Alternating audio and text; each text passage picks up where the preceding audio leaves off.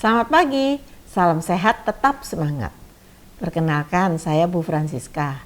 Senang sekali pagi ini kita bisa bertemu. Per 2 Agustus 2023, siaran analog sudah dihentikan di seluruh Indonesia oleh semua stasiun TV dan sekarang hanya bersiaran digital.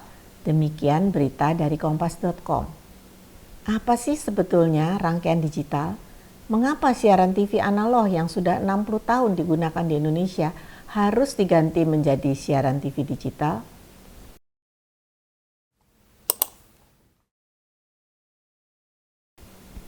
Kata digital saat ini menjadi kata yang sangat sering kita jumpai dan dengar. Kali ini saya akan menyampaikan materi mengenai pengantar rangkaian digital. Rangkaian digital pada dasarnya adalah rangkaian elektronik yang kita jumpai dalam peralatan yang kita pakai tiap hari. Pada saat kita bangun tidur, sebagian orang akan membuka smartphone atau handphonenya. Nah, itu adalah peralatan yang isinya rangkaian digital. Selanjutnya, jika kita membuka laptop untuk memeriksa email atau kita menyetel smart TV, semuanya adalah rangkaian digital. Berikut ini kita akan bersama-sama membahas rangkaian digital, perbedaannya dengan rangkaian analog, kelebihan dan kekurangannya, serta aplikasi penting dalam kehidupan sehari-hari. Apa itu rangkaian digital? Rangkaian digital atau disebut juga elektronika digital adalah bidang elektronika yang melibatkan studi tentang sinyal digital dan rekayasa perangkat keras yang menggunakan atau memproduksinya. Rangkaian ini berbeda dengan rangkaian analog atau biasanya disebut juga elektronika analog. Dalam rangkaian digital hanya ada dua nilai, yaitu ada sinyal atau tidak ada sinyal, atau ada tegangan dan tidak ada tegangan. Berbeda dengan rangkaian analog yang menggunakan sinyal kontinu untuk mentransmisikan informasi, maka rangkaian digital hanya mengenal dua jenis sinyal, sehingga pemrosesan informasinya dapat diwakili dalam bentuk kode biner. Pada video berikutnya nanti kita akan belajar tentang kode biner.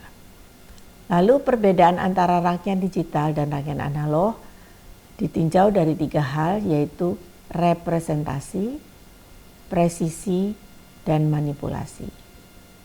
Pada representasi data, rangkaian digital merepresentasikan data dalam bentuk diskrit, angka-angka, sementara rangkaian analog hanya merepresentasikan data dalam bentuk kontinu atau gelombang. Presisi, rangkaian digital lebih presisi karena informasinya direpresentasikan dalam bentuk angka yang dapat dihitung dengan akurasi tinggi. Rangkaian analog lebih rentan terhadap gangguan dan noise. Manipulasi data, rangkaian digital memungkinkan manipulasi data dengan mudah melalui operasi matematika seperti penjumlahan dan pengurangan. Rangkaian analog lebih sulit untuk dimanipulasi dengan cara ini. Kelebihan rangkaian digital. Dalam tingkat presisi, rangkaian digital memiliki presisi yang tinggi karena data dihasilkan oleh rangkaian digital dapat sangat presisi dan dapat diandalkan. Rangkaian digital juga dapat dengan mudah diubah melalui perangkat lunak sehingga lebih fleksibel dalam penggunaannya. Reproduksi yang akurat. Informasi digital dapat direproduksi dengan akurasi tinggi tanpa menghilangkan kualitas. Tahan terhadap gangguan. Rangkaian digital lebih tahan terhadap gangguan dan noise dibandingkan dengan rangkaian analog. Miniaturisasi. Teknologi digital memungkinkan pembuatan perangkat yang lebih kecil dengan kinerja yang tinggi. Namun tentu ada kekurangan dari rangkaian digital, yaitu dari segi kompleksitas. Rangkaian digital seringkali lebih kompleks dibandingkan rangkaian analog, sehingga memerlukan lebih banyak sumber daya, tentunya lebih mahal. Konversi, beberapa data awal misalnya suara masih perlu dikonversi menjadi format digital yang bisa saja menyebabkan hilangnya sebagian informasi. Berikut kita akan melihat mengapa kok rangkaian digital lebih presisi dibandingkan dengan rangkaian analog. Ilustrasi berikut akan menjelaskan. Dari gambar kita lihat, sinyal analog memiliki nilai tidak terbatas. Contoh, tegangan pada kawat yang dihasilkan oleh mikrofon. Sedangkan sinyal digital nilainya terbatas atau tertentu, misalnya tombol yang ditekan pada keypad atau pada keyboard.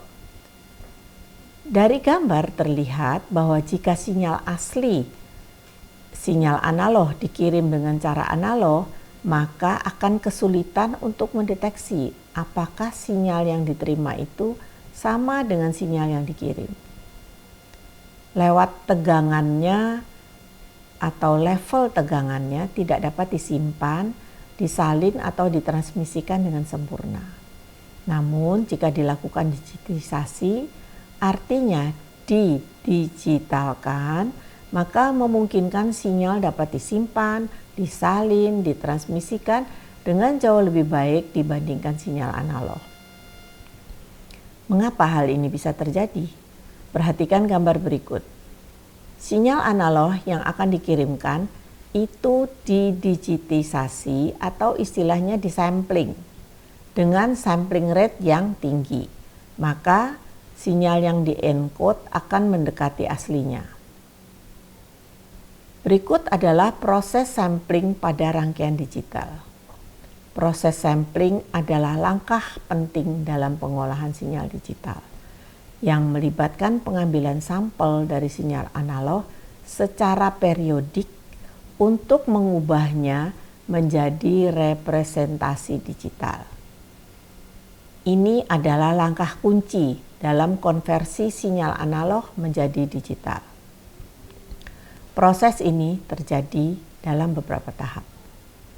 Pertama, pengambilan sampel atau istilahnya sampling. Proses dimulai dengan mengukur nilai sinyal analog pada interval waktu tertentu. Pada setiap titik waktu ini, nilai sinyal analog diukur dan dicatat sebagai titik data. Selanjutnya, proses kuantisasi. Setelah sampel-sampel ini diambil, nilai-nilai tersebut dikuantisasi, yaitu mereka dibulatkan atau disesuaikan dengan tingkat ketelitian yang telah ditentukan sebelumnya.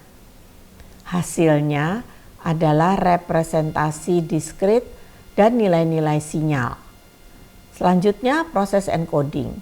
Nilai yang sudah dikuantisasi ini kemudian diubah menjadi kode biner, misalnya dalam bentuk bilangan biner, untuk disimpan dan diolah lebih lanjut.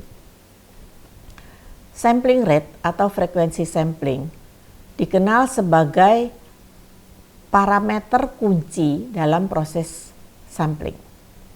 Ini mengacu pada seberapa sering sampel-sampel dari sinyal analog yang diambil dalam 1 detik. Satuan yang umum digunakan untuk sampling rate adalah hertz atau kilohertz yang menunjukkan jumlah sampel per detik.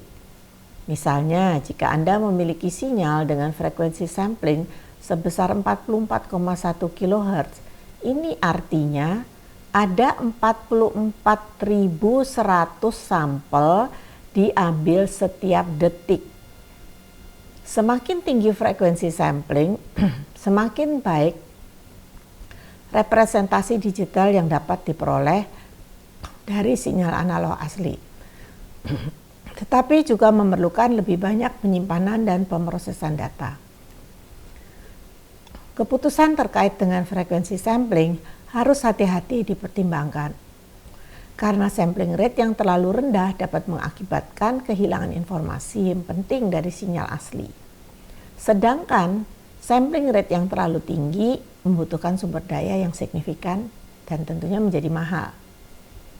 Dalam rangkaian digital, pemilihan sampling rate harus disesuaikan dengan karakteristik sinyal analog yang akan diambil sampelnya dan kebutuhannya. Kualitas dan akurasi data digital yang akan dihasilkan sangat bergantung pada pemilihan yang tepat dari frekuensi sampling ini. Berikut adalah pemakaian rangkaian digital seperti yang disebutkan sebelumnya. Maka rangkaian digital digunakan dalam berbagai aplikasi termasuk komputer, komunikasi, sistem kendali, hiburan, dan masih banyak lagi. Contohnya seperti yang sekarang saya sedang kerjakan, ini semuanya sangat tergantung pada rangkaian digital. Komputer pribadi, ponsel cerdas, televisi digital, kendaraan otonom, bahkan sistem keamanan rumah pintar. Seperti telah kita ketahui, sinyal digital tadi hanya mengenal dua kondisi, yaitu ada tegangan dan tidak ada tegangan. Maka yang paling tepat untuk mengolah informasi maupun memanipulasi data adalah menggunakan sistem bilangan biner yang mengenal dua keadaan atau dua kondisi, yaitu 0 dan 1. Untuk itu, materi selanjutnya kita akan membahas sistem bilangan. Namun untuk materi pengantar digital cukup sampai di sini. Sampai jumpa di video berikutnya.